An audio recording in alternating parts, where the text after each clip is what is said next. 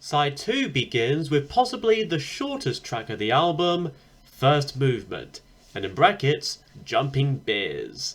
Another instrumental piece composed by Roy Wood.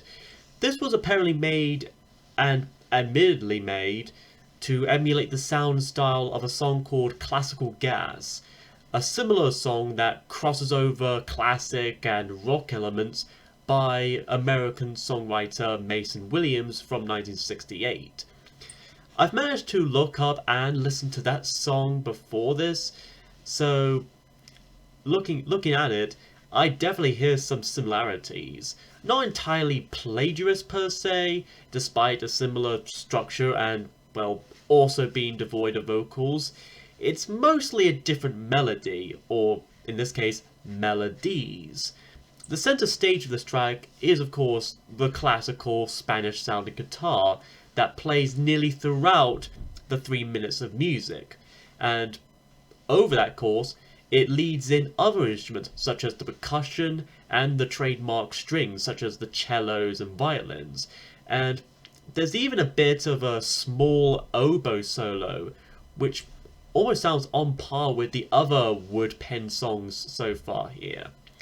And then the song soon comes to a close with the oboe playing one last deep note, and is quite an ender to this short track. It's honestly a short, sweet, easygoing, and easy listening tune, and it sure is a jumpy one at that too.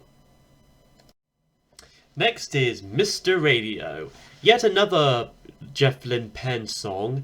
This one begins with some brief radio static, very similar to that in the start of another ELO song with Mr. in the title, Mr. Blue Sky. Then the reverse sounds of classical music playing, kind of evoking the taste of distorted vintage and nostalgia, before becoming another piano ballad like Nellie Takes Her Bow. This one sounding more on par with Lennon and McCartney's Beatles songs. Even Jeff's vocal delivery seems to manage to channel a mix of John Lennon and radio hosts of the 1920s, 30s, and 40s. And the lyrics seem to tell of a lonely man and what he considers to be his only companion, a radio, whom he calls Mr. Radio, treating it like a real living individual person. So it's like if the companion cube was able to play music like a DJ. And he calls it a friendly station and friendly speaker, and maybe a friendly neighborhood? Eh? The verses also seem to imply that the man had an ex-wife who had left him for unknown reasons, possibly something to do with having affairs or obsessions with that radio. Remember, kids, radios ruin lives. Anyways, after the two verses, we have the bridge, which is 10 seconds of little tonky pianos, as well as a secret backmasked message, one that says, well, hello Mr. Radio, nothing else. Plus is enhanced with some delay or reverberation effect. It's probably, without much doubt, among the first instances of Jeff Lynne and ELO overall to use and make a backmasked message. And this was before Fire on High from Face the Music or the Secret Messages album. And it's a sneaky trope that would find its way within the various albums to come, and I may have already demonstrated with some that I've reviewed so far. Halfway through, though, we return with a few more verses and a bit of a reference to Beatles' A Day in a Life, with the lyric, I heard on the news today. Again, demonstrating that heavy Beatles influence in more ways than one. And after some more decent performance from strings, pianos and drums and whatnot, the song ends out with a bookend of more reversed and mixed up classical music playing some more. And a little fun fact, this was intended to be the second single for the album after 10538 Overture. but it was withdrawn at the 11th hour for unknown reasons. And like with Nelly Takes Her Bow, this track does show the roots of the familiar styles and trademarks that we would come accustomed to when with Jeff Lynne's songwriting, ELO and otherwise. The backmasking, the Beatles influences, the odd and slightly humorous lyrics, and so on, is another song of theirs I think is underrated and deserves more attention and appreciation. Then we have Manhattan Rumble, and in brackets, 49th Street Massacre. One way I could use to describe this piece would be music soundtrack score for an old gangster movie if it got high on acid. That's how I describe this musical massacre.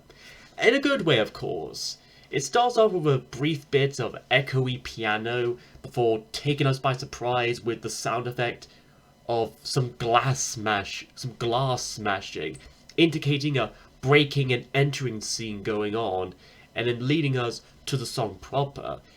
Its pounding march and beat, as well as the mixture of dark intensity and some light quirkiness, remind me very much of the pink elephants on parade from Disney's Dumbo, or the marching cards from Alice in Wonderland, or even the heffalumps and woozles from the many adventures of Winnie the Pooh.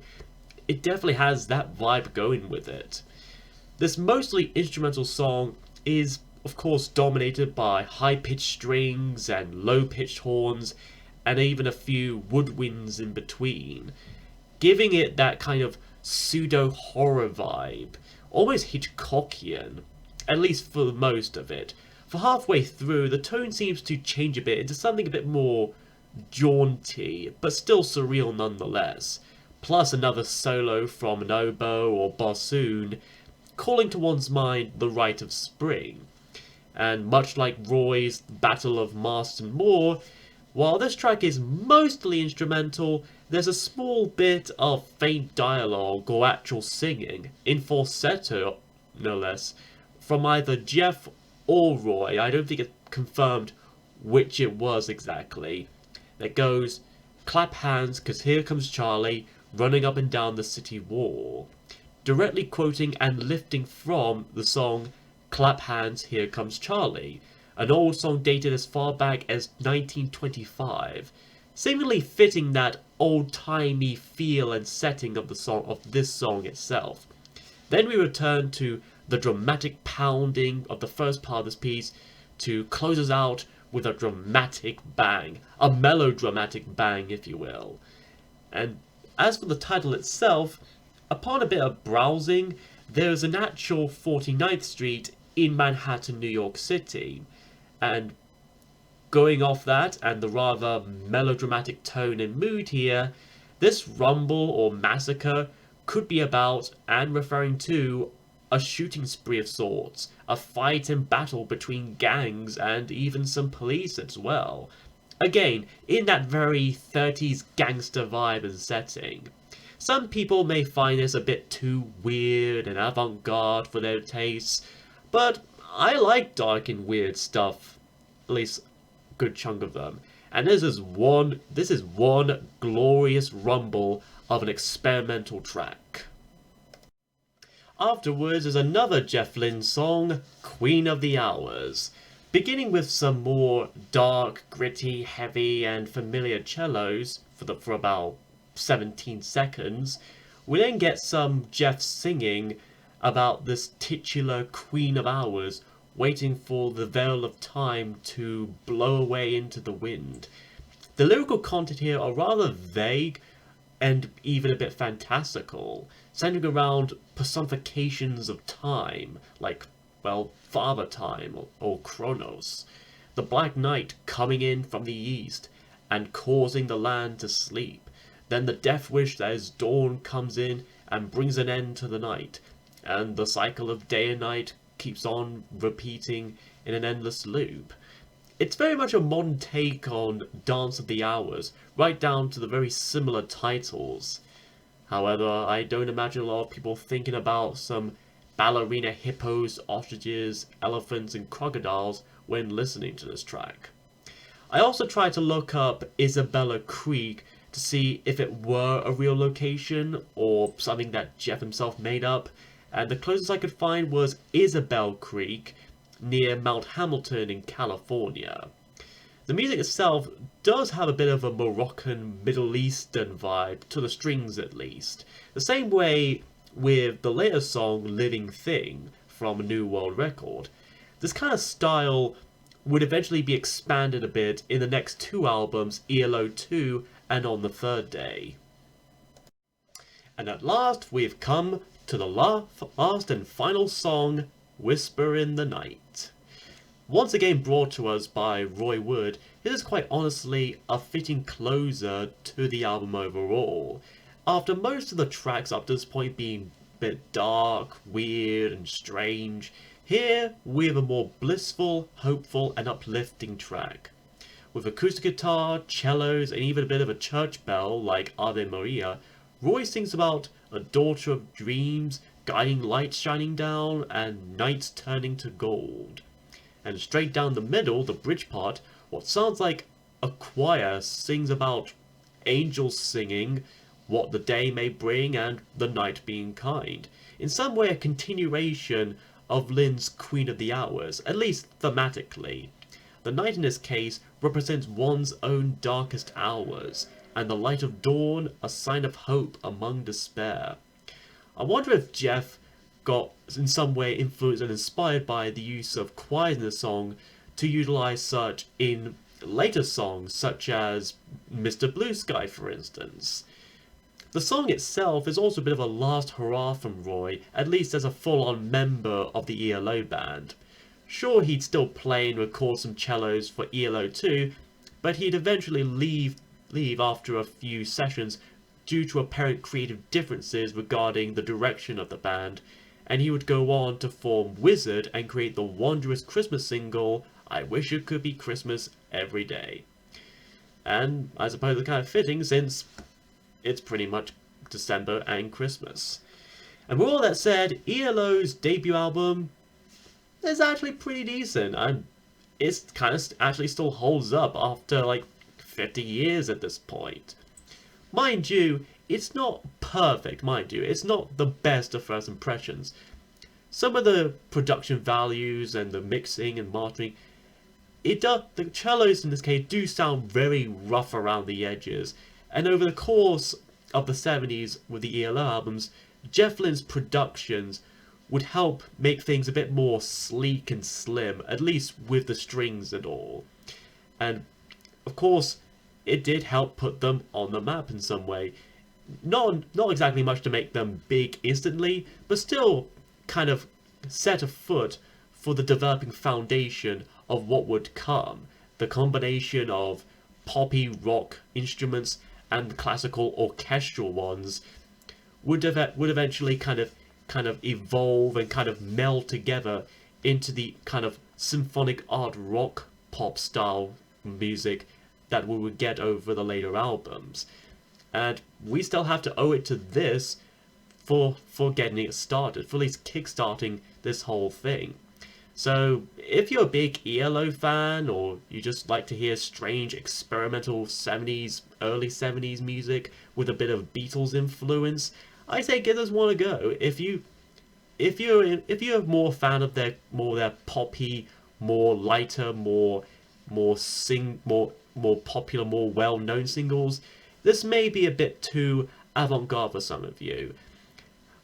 Some of the songs here are very, very good and very decent, like 10538, Nelly Takes Her Bow, and Whisper in the Night. Some of the more proggy, more experimental ones, like Battle of Marston Moors and Manhattan Rumble, are very cool and very dramatic, and they show this band can be dark and intense, as opposed to always being light and poppy and bright and all that. And so, all in all, the Electric Light Orchestra debut album is all around decent, and I still recommend it to newcomers as well as old-time ELO fans. Next time, though, we continue the festive season with the 50th episode, no less.